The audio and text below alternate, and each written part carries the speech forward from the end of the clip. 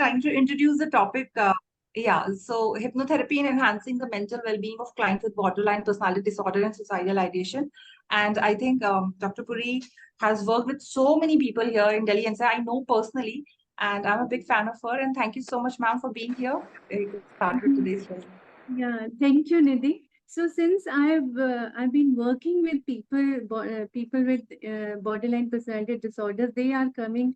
Most of the time, I'm seeing these cases or the family members of people going through BPD, this borderline personality disorders, and relationship issues and marital issues, even for premarital counseling, and all of that, among other things. So I thought, let me take this particular topic for today, and the case was very interesting, but I would quickly like to go through um, the borderline aspects of the diagnostic criteria. That is an enduring pattern of inner experience and behavior that deviates markedly from the expectations of individual culture. So there are the pattern is manifested in two or more of the following areas: cognition, affectivity, interpersonal functioning, impulse control, and that impacts relationship a lot.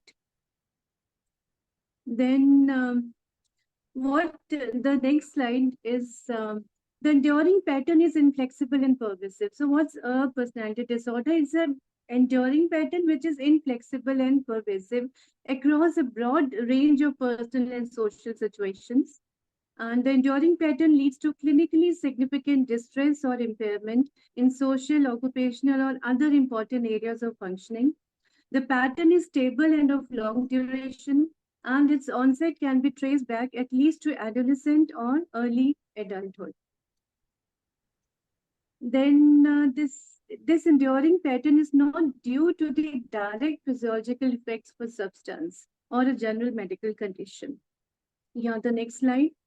And there is so the diagnostic criteria involves, and there are almost 9 uh, points given here regarding diagnosis. And first is frantic efforts to avoid real or imagined abandonment. So fear of abandonment is very, very pertinent and very, very strong, which impacts your behavior and gets you into impeccable rage.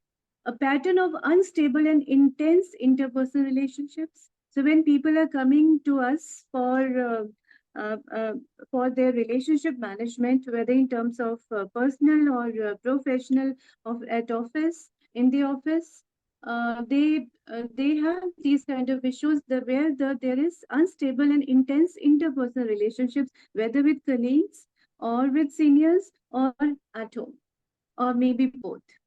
Then identify disturbance, markedly and persistently unstable self-image or sense of self. So inferiority complex is seen a lot of times because of this particular symptom. Then impulsivity. This person is very, very impulsive, and they may regret their actions later on, but that moment they will do anything. Then recurrent suicidal behavior, gestures or threats or self-mutilation. So this is a number of times they are going to threat for suicide. Yeah, that they are going to do this, I'm going to do this if you will not agree with me. If you don't stay in the relationship with me, I'll do this or that. Then affective instability due to a marked reactivity of mood. Silent treatment is one of the very common symptoms which these people show, manifest. Then chronic feelings of emptiness. I mean, they may be lonely in a crowd. They may be lifeblood of a party. It's a paradoxical statement, but they can be lonely in a crowd. And because of all these patterns, there is inappropriate or intense anger or difficulty controlling anger. So, narcissistic rage or a borderline personality disorders rage, when they get into this episodic rage, it reaches mammoth heights. And then transient stress related paranoid ideation or severe dissociative symptoms. So these are the 9 criteria, and prevalence is quite a lot. And so most of the times in our OPT, we are seeing cases pertaining to borderline personality disorder. So they will come for various other issues, not for this. I mean, they would know that they are having a personality disorder, something. Either a family member has threatened them that unless they go and meet the therapist, they are not going to continue in the relationship, or there are some issues, major issues at the workplace which make them come for therapy, seek therapy. And then yes, family therapy also becomes very, very pertinent in such a case. So we are doing individual therapy, we're doing family therapy in almost all the cases. So this parasuicidal behaviors in BPD is very, very common. And the core of BPD is emotional dysregulation, highly sensitive, high intensity, slow return to baseline, pervasiveness, chronicity, which is the next slide. Impulsive behaviors, pervasive experiential avoidance. So as we have just said, the basic paradigm, which is the next slide, is Q, emotional dysregulation, problem behavior, consequences. And the example for this is Q's prescription picked up earlier that day in room alone, ruminating about criticism roommate made of her earlier in the day. So emotional dysregulation is of shame, problem behavior, overdose of some pills, consequences, sleep, stop ruminating, or you there's reduced shame for the time being. I mean, they are in that zone. And reasons for parasuicide, basically emotional relief. When people come to us or they call us at various times of the day, and they'll tell us, or night also, they'll tell us, I cut myself 17 times, or I cut myself 20 times, or I'm going to cut myself.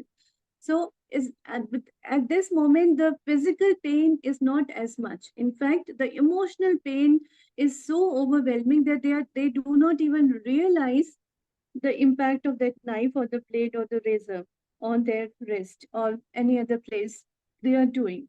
So emotional relief is one of the reasons they go for parasuicide, that is threatening suicide, or to relieve anxiety or terror, to stop feeling angry or frustrated, to stop feeling self-hatred or shame, could be anything.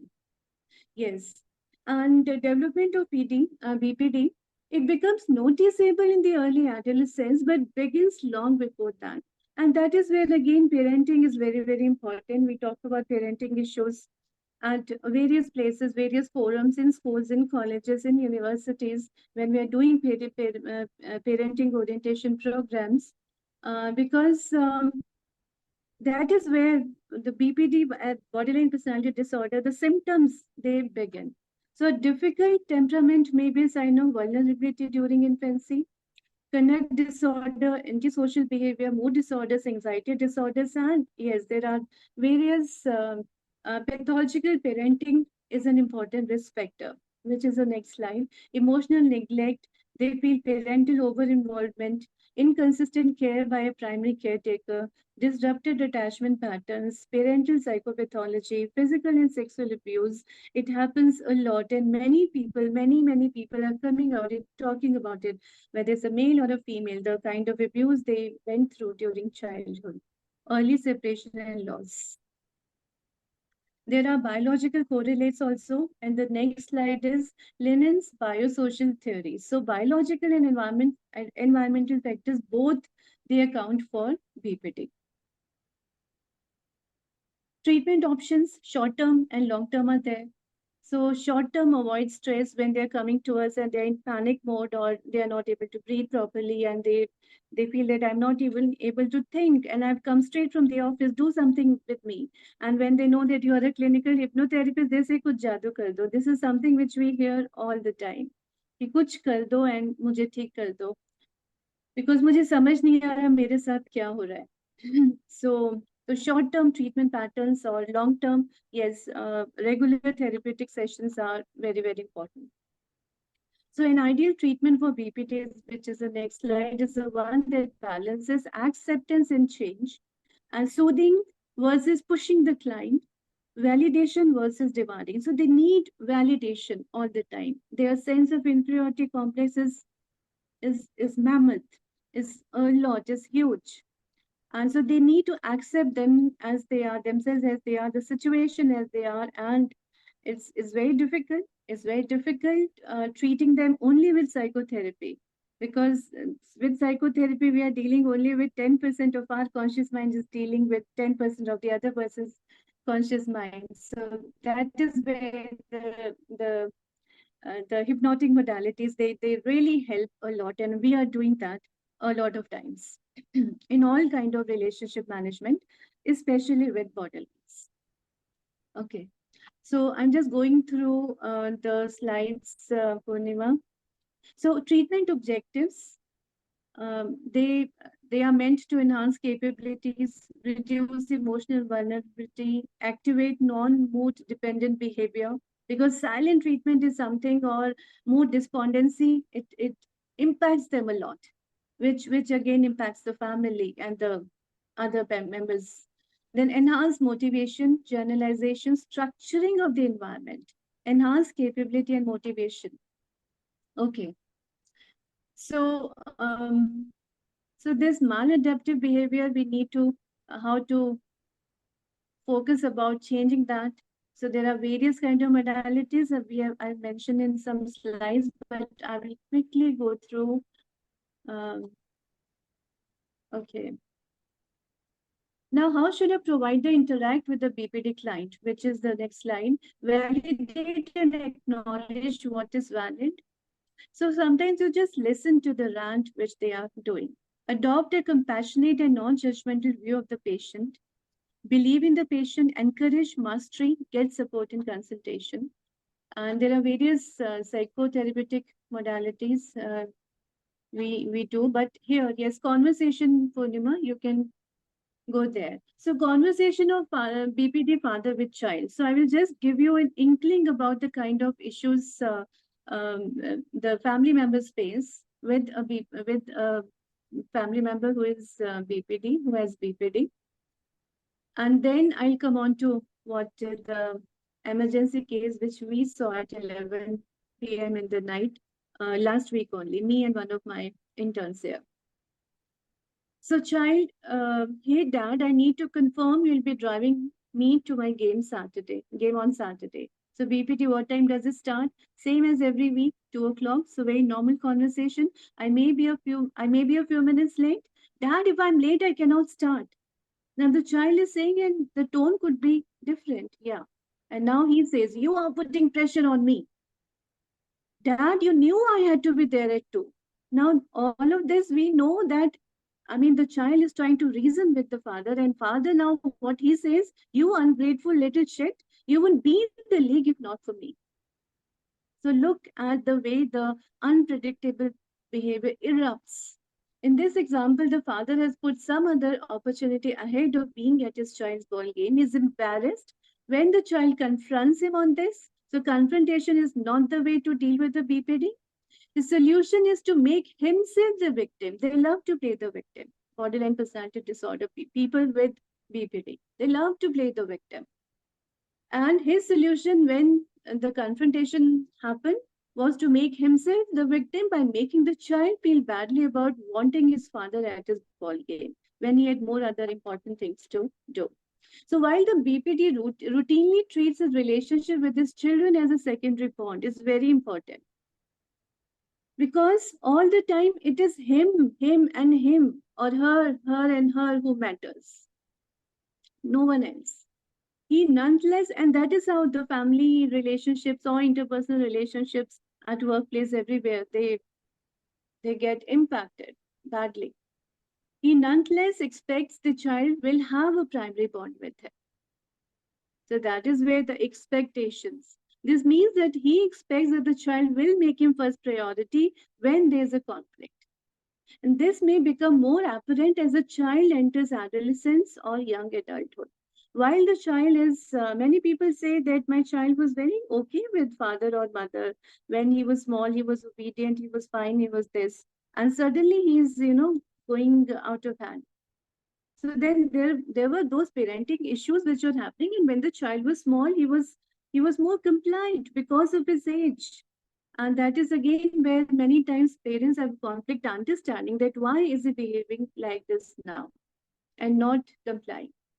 Another case, Dad, when you finish emailing, I'd like to speak to you about something. Go ahead, I'm listening. I will wait. I don't feel like you're listening when you're answering emails. Emails were okay when you needed money for school, you ungrateful shit. I'm just trying to have a respectful conversation with you. You are going to tell me how to be respectful? I wish I never had children. Now, my tone, this is not even 10% of what we listen in the hospital or on call or when we are meeting in person with them somewhere other neutral place also other than a hospital. The way they shout, the family members shout, especially the person with borderline personality disorder, as if they will bring the roof down. And this is one of the things which happened just a few days back at 11 p.m. in the night at my place. And there were three of them. I'll talk about that. So here the BPD responds to criticism with abuse. And this is very normal. This is a characteristic pattern of both male and female sufferers. The child is punished for attempting to negotiate a mutually respectful relationship with the parent. The BPD is wounded by any criticism from anyone. The pain triggers instant rage, and the BPD assumes the posture of a victim. And this then justifies any and all abuse towards the child, which is generally expressed immediately and without restraint. Many times, people from upper elite families or upper middle class families, they say that our maids, they tell us that this kind of language, we thought that since our husbands are illiterate, that is why they're using this kind of abusive language at home. But I never thought that madam would use this language or sir would use this language. I mean, when we talk about okay, what kind of language when we talk to the non-BPT family member and whether it's a child or the non-BPT spouse, and we just probe that okay, does he use this? Does she say this? And this, or some behavioral symptoms, and they invariably they will come out with, how do you know? Because otherwise for other people in public, it's a facade. They are so nice, charming, sweet, gentle, polite, compliant, very very sensitive, but at home or places where within the primary relationships, they are tyrants with capital T, and some people say demons. It's like demonic spirit has entered into them. Okay. So how do you deal with those people in the rages, and how do you save the relationship? Because children, when they grow up, they refuse to go back home and they want us to give them some certificate or something on some pretext in colleges or from campuses that, the just that I'm busy or I have this issue, I need some more time. So let me retain the hostel room. Why? Because they don't want to go back home. And why? Because one of the parents is going through this and the home environment is very, very filthy or has lots of evil vibes. The child's crime of finding fault with the parent is amplified to a felony. The BBD treats the child as though he or she has launched a vicious attack and responds with full ferocity. Now, I'll just give a little bit about the case. I mean, at 11, I was getting a call, frantic calls from one mother. They had been coming to our hospital since last 1 year, off and on, for various issues related to relationship management. Now, here the mother was frantically calling me at 7 o'clock, 8 o'clock, 9 o'clock, 10, that the son is getting into this rage, and he's going to kill, either he's going to kill himself or he's going to kill me or his dad or even the sister, because he is not listening to anyone, and he may only listen to you. So at least try calling him up. I tried to call him, he didn't pick up the call. And then around 10:30, the mother says that we are coming to your place. And I'm sorry that we are just barging in, but there's no other way. because my son, he tried to strangulate my husband, and it was just a very, very lucky escape.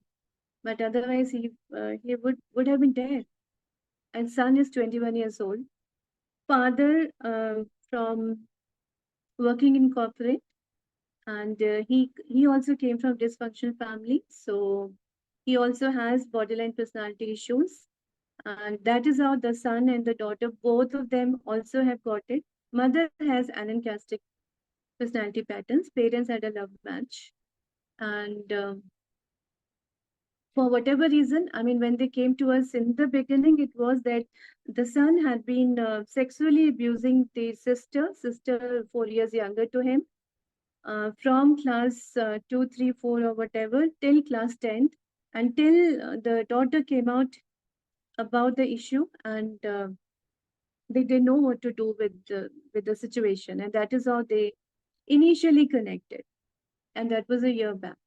And then, of course, with repo and with trust and other things, when we did, personality assessments and other assessments for the family, so these two things came very prominently. The father has been borderline, the son has, and daughter also has got it. Mother is anancastic. So mother is not able to handle the issues. Son has very severe issues with mother, that she never takes the children's side, and she always sides with her husband. That is how in rage he describes that as. And in this case, there was very small incident where the son felt slighted by the mother when he was with his friends, and he just was trying to tell his mom that, why did you say this to my friend when I was telling you not to. Father happened to overhear what the son was talking to his wife, and he says, I'm talking to my mother, who are you to interfere? I will talk to her in any tone. And he says, I was talking to her in a normal way, like any son would. But this father, he got very, very angry, and then he started shouting. And because he got into his borderline rage, and when one gets into borderline rage, it's like, when they shout, like most of my esteemed uh, uh, colleagues would have seen these kind of things, that when they get into rage, they lose it, and their tone and their demeanor, everything goes haywire, and the tone goes hits the roof. And if there are two borderlines in the same room, especially father and son, then it is like two hungry lions roaring at each other. So when these three people came to our place, and by chance one of my interns was also there, and we were discussing some things, and when she called up, so I said okay, then she also stayed back. And since she also had been doing therapy with this son, and so when they came, both the father and son were very, very super polite, super soft, super sweet, super gentle when they were talking about the issues. And then son provoked the father. You speak in the normal tone, and I will just read out maybe one or two slides I have, because the session was recorded, and the statements which erupted from both of them are kind of and it happens because they will say nonsensical babble. So mother was saying that I called therapist that my son is trying to commit suicide, and we are coming to see you tomorrow. But then the tomorrow could not happen, because the same day, same night, many things happened, and the son actually tried to strangulate the father, and very badly. It's almost he was going to kill. And father, why do you want to go with gift on a shadi? Son, I'm not going to my friend's place. We went to shadi empty-handed. It did not look good. Now, there are 2, 3 things in their minds, and they're talking about it. I am not aware what is happening. They're not able to even think straight talk straight. They were in that mode. I- and that is after, from their place to my place, it is at least 40 minutes, 45 minutes. So they traveled, and then when they came, even then, I mean, they could not think straight. And these are just the beginning of the actual statements, the actual dialogues which was happening. So, okay, but what is the point of suicidal thoughts here? Can I ask you something as a son? Talk to me in the same tone the way you generally speak. Do not use sugar coated words. So, generally, I'm not as soft as I'm speaking here. Now, father was also trying to tell me soft, soft as, please be real. Abhi, they are speaking in very sweet, soft tone because it is beginning of the conversation, which went for more than 2 hours. With, of course, with my non-directive approach towards the session. Okay, I'm 5 times louder and ruder than I am right now. And because of my tone, wife was getting disturbed. Now he was very upset that my wife got upset because of the son's behavior. Son, would you tell the real incident? Father, I'm underlining the story. So, son, what happened in Sahil's marriage? What made you feel good? I want to know your perception. Hold, I'm getting there. No worries, yes, carry on. A lot of sensitive things over there. I do not want to understand. Kafi baar hua hai aisa. In fact, what happened yesterday, I partially heard things between um, the son and my wife. I invited some friends over biryani. I asked mom to cook some extra biryani. Now look at the conversations, and I want you to just go through the slides. I mean, just see the slides sliding. So they are talking all the things which is actually not directly related, but indirectly related. So borderline, when they get into their monologue, and they love to do the monologue. Now here there were two borderlines. So one was doing the monologue, and others, we were just trying to restrain that. Okay, let him speak whatever they want to speak, and then you can speak up, and like that. But they love to monologue, and they will divert from the real conversation. They will not want to confront the real issue because it holds all their shame which is inside them, and they don't want to see that, and it's very very difficult, and they ended up shouting at each other. And then I took one person to the other room. I was talking to the son, and then I was trying to calm him down, and he said, "Ki I will be," and the fact that he had threatened suicide. He says, "Ki I cannot live, I do not want to live, and I'm going to commit suicide, and I'm going to jump right now from here, from this balcony." I mean, at home when that was happening. And that is how it became so emergent a situation that they had to meet the mental health professional. Now, what to do in this case? They are not going to listen to reason. Both of them are thinking they are right with capital R in their mind. And wife is just, she's quiet, and she sometimes tries to take husband's side and very neutrally tries to take the son's side. There are so many other inter variables in relationships, which is underlying variables in relationships which were there, which have been there.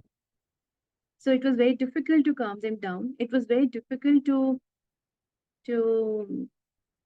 handle the situation in such a case, and they wanted something. They wanted some sort of a solution, even a band-aid.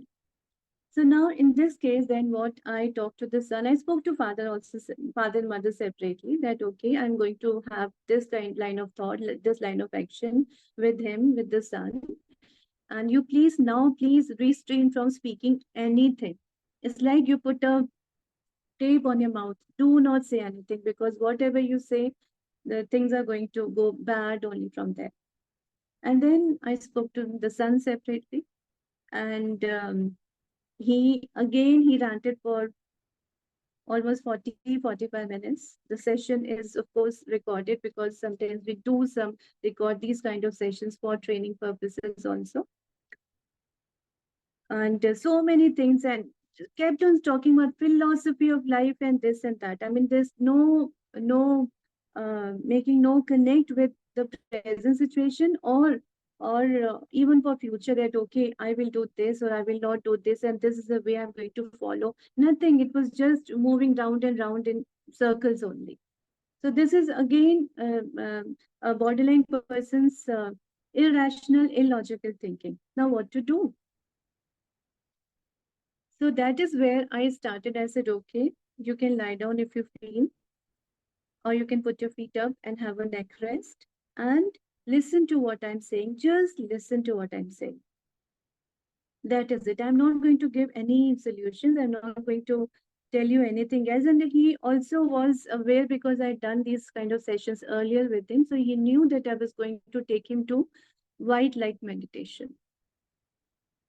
So white light is again, as we all know, that you are, you're in a heavenly garden, and you're relaxing and you are visualizing the things as you want them to happen in front of you.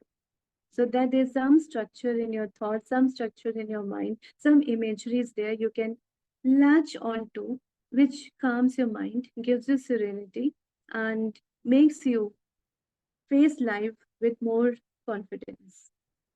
So I did that with him, and he calmed down. After, once he came out of the session, he was feeling much better, and he said, "Yes, I realized even I lost it. Although I know that my father is to be blamed for this, but yes, my behavior was also not correct, and this is not how I see myself behaving." So I said, "Okay, if you feel like that, can you? I'm not telling you to, but if you feel, can you apologize to your father, because this is something very bad which you did to him and to your mom also, and you threatened them and you hurt them and you hit him basically, and then threatened suicide. So for a parent, it is so uh, pathetic, when they have to listen to such a thing from their child." So he could relate with all of that. After this, he calmed down enough to go to the other room, and on his own. I didn't know that he would do that, because he didn't say, yes, he'll do it. He just listened to what I was telling him. But he did tell his father that yes, he's sorry, and he realizes his mistake. He's not going to do this kind of thing at least again. And one or two other things which were related with the issue at hand. The father also seemed contrite enough to forgive him for the time being, and he felt that yes, even he had lost it while conversing with him, because we made him see that where he lost his emotional outburst and all of that, he could have, given a different perspective thing, and he could have used different tone, different lingo, a different way in which he would have expressed whatever he wanted to say. And with mother also, whatever we felt that yes, her intervention, timely intervention, to this person or that person during the session, that time, that episode could have helped. Because even the sister was very upset, and she said even she is going to jump. And sister is also going through a lot of things, therapy and other things, but very pathetic situation sometimes when it happens. And many times it erupts with them. They are all going through therapy, which is important. And this is it. So I just wanted to share that, yes, white light meditation we did, and so how it works. And so when we do this white light meditation, there are 8 powers, maybe more also. Is power to tolerate, power to accommodate, which is the next slide. Power to tolerate, power to accommodate, power to discriminate, power to judgment, power to face things as they are, and power to cooperate. Power to withdraw, power to back up. That okay, this is I need to do. And this is my last line. It is in the stillness that light enters through the windows of your soul. Thank you so much for patient hearing.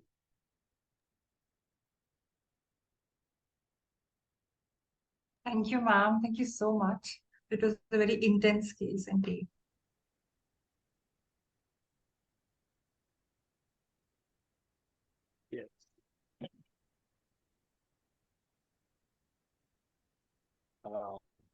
very intense and very interesting. Thank you, madam, for accepting our invitation and joining with us. Thank you, sir. Is Dr. Jain there?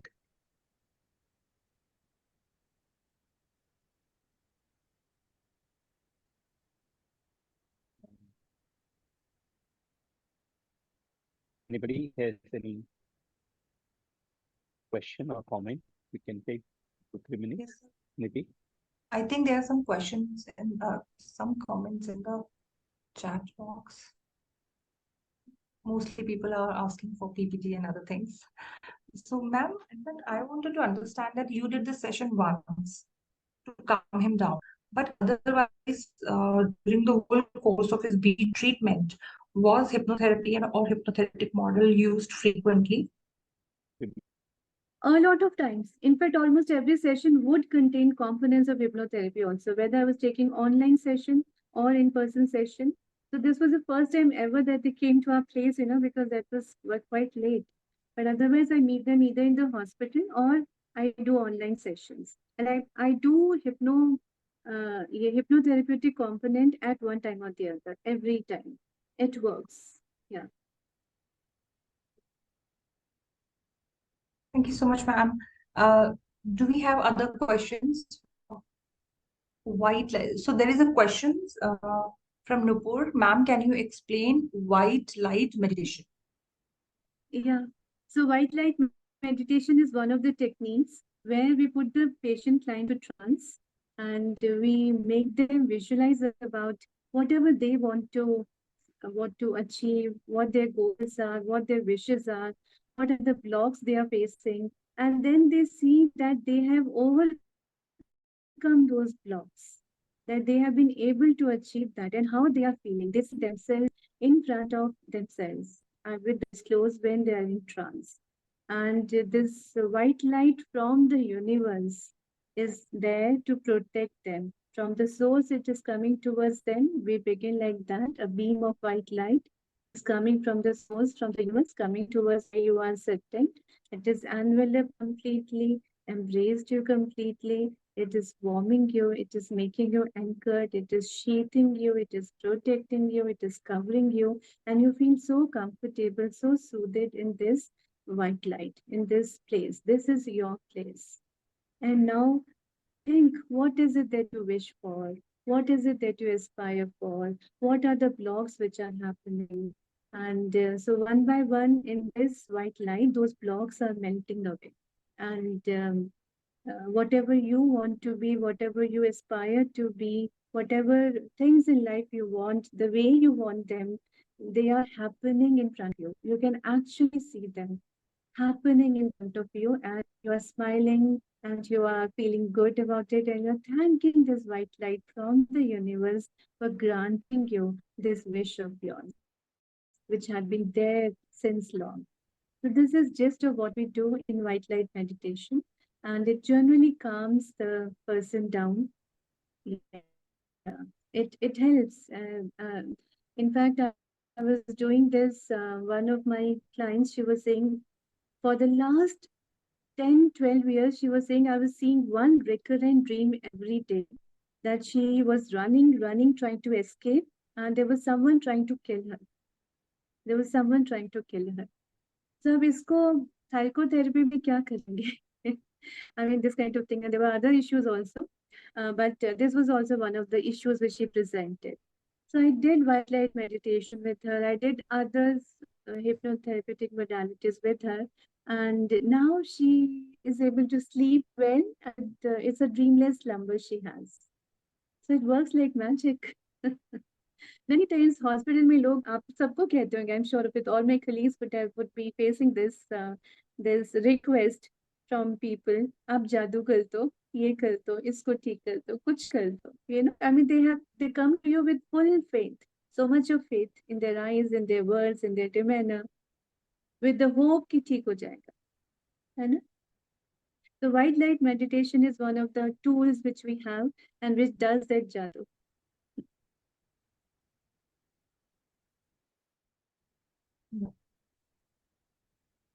Yeah, basically ego strengthening. Yeah. Ego strength. Ego purification. Ego purification, yeah. Good. So, I okay. Anil has a Yeah, question. Dr. Radha. Yes, sir. I want to ask a question to ma'am. Can I? Yes. Okay. Um, Thank you, ma'am, for this wonderful session. And I have two questions. I was also dealing with borderline personality disorder. And in terms of hypnotherapy, I faced a lot of challenges. So I want to ask you that other than white light meditation, what are other techniques in terms of hypnotherapy which are useful? And what kind of challenges otherwise hypnotherapist can face and they can take precautions in terms of dealing with BPD clients? Yeah. So there are other modalities also, various other kind of meditations. So like I'm part of angel therapy as well. So there are many techniques and modalities there as well. And then positive affirmations all the time talking to you, or even this bibliotherapy. That means you're reading on certain things, or you are sending uh, people. Like I love to send videos and podcasts to my clients in between, and I receive from them also whatever they have been listening to, which was more meaningful for them. So this kind of interaction also makes one feel anchored, that doctor is available, doctor is there, and my team is there, my team is very good. So the welfare calls and other things we keep on doing beyond the office hours or something, which when they come to us actually for the sessions. But those short those welfare calls or those kind of 5-minute sessions my team does with them. So this is also another way, at subconscious level they feel, because fear of abandonment is a lot in with the borderline patients, and perceptual rejection disorder. It's also known as perceptual rejection disorder. That in my perception you have rejected me. So when my team is there with them, I am there with them. They know that doctor is available anytime I can connect or something. So we give that option to them. Generally, I try to. And since I'm working with people, with US time zone and other things. So I'm I'm there, so I'm available. Maybe my age and stage is such. So I'm able to connect with the patient. So that kind of anchor that at the subconscious level, that they are not abandoned, even as patients. So their fear of abandonment or chronic feeling of emptiness is taken care of by the hospital team, by the team. They trust the therapist team.